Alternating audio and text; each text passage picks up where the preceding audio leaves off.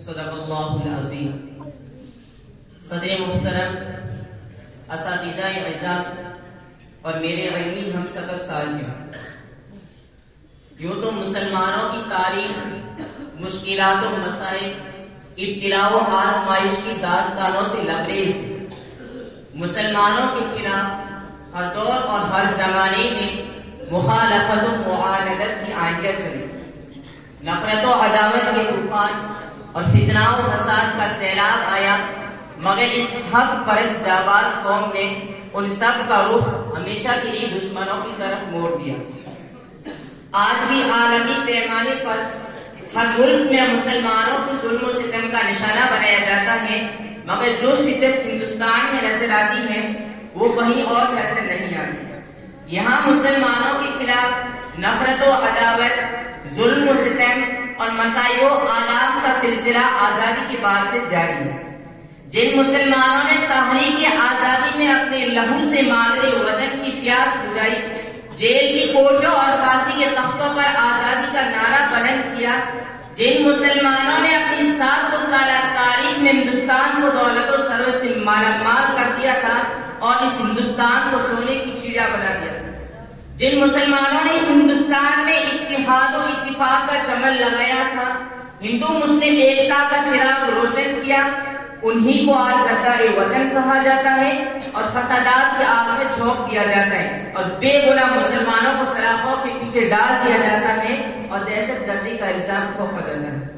میں کہتا ہوں کہ آتنکوادی اور دہشت گرد وہ ہے جس نے مسلمانوں کا قتل عام کیا، دہشت گرد وہ ہے جو مسلمانوں کی عزت سے کھلواڑ کرتا ہے، دہشت گرد اور ڈاکو وہ ہے جو مسلمانوں کے حقوق کو پامال کرتا ہے، دہشت گرد وہ ہے جس نے ملک کے نافذ کی ہوئی آئین اور قانون کو توڑ کر فساد کا طوفان کھڑا کیا۔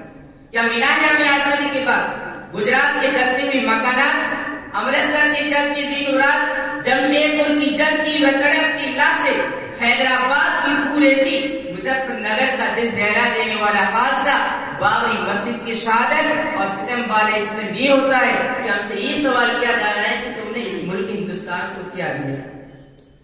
ارے یاد کرو اس وقت کو جب تم انگریز کی جوتیاں صاف کر رہے تھے اور غلامی کا توپ تمہاری گردن میں پڑا ہوا تھا اور یہ ملک ہندوستان آزادی کو ترس رہا تھا۔ اس وقت اس ملک کی گود میں پرورش پانے والا کوئی مائی جلال اتنی جرات نہیں کر سکتا تھا کہ وہ انگریز کی حکومت کو للکار سکے اور دنیا کی سپر پاور طاقت کا مقابلہ کرنے کے لیے اپنی آواز اٹھا سکے۔ دیکھو ہماری بے باکی کو سب سے پہلے جس نے آواز اٹھائی تھی وہ شیر دل انسان، انسانیت کا مسیح، شاہ ولی اللہ کا فرزند شاہ عبدالعزیز تھا۔ شاہ عبدالعزیز کی آواز کیا تھی؟ وہ آواز یہ تھی کہ انگریزوں کے خلاف جہاد کرنا چاہیے اور ملک ہندوستان کو انگریزوں سے آزاد کرایا جائے۔ شاہ عبدالعزیز کا یہ فتویٰ انگریز کے لیے خطرناک پیغام تھا جس نے انگریز کو بے چین کر دیا۔ اسی آواز کے سہارے علماء ہند اور خاص طور سے علماء دیوبند سر پر کفن باندھ کر انگریز کی حکومت کو ختم کرنے کے لیے میدان میں نکل پڑے۔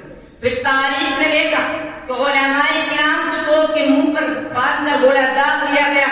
رب کی قسم علماء کرام کے گوشت کے لوتھڑے اڑ گئے اور فضائے آسمان خون سے رنگین ہو گئی، اور یہ بھی ہوا کہ علماء کرام کے جسموں کو تانبے سے داغ دیا گیا، علماء کرام کے جسموں کو سوروں کی کھالوں میں بند کر کے جلتے ہوئے تنوروں میں ڈالا گیا۔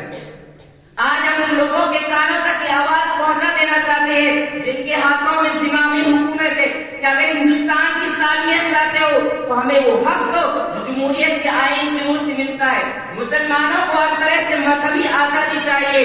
ہم ارباب حکومت سے کہنا چاہتے ہیں کہ مسلمانوں کے حقوق کو پامال نہ کرے، ورنہ میں مسلمانوں کے صبر کا پیمانہ جھڑک اٹھا اور ان کی جانوں نے صبر کا دامن چھوڑ دیا تو تمہارے لیے آتش نشہ بن اٹھیں گے اور قہر خداوندی بن کر چھا جائیں گے۔ پھر تمہاری ساری طاقت ہوا بن کر اڑ جائے گی اور تمہاری حکومت کے پلک سے اڑ جائیں گے۔ تجھے مبارک ہو حکمرانی، مخالفت بھی ہم نہ کریں گے، کہ تجھے مبارک ہو حکمرانی، مخالفت بھی ہم نہ کریں گے۔ اگر شریعت پہ ہاتھ ڈالا نہ تم رہو گے نہ ہم رہیں گے۔ وما توفیقی الا باللہ۔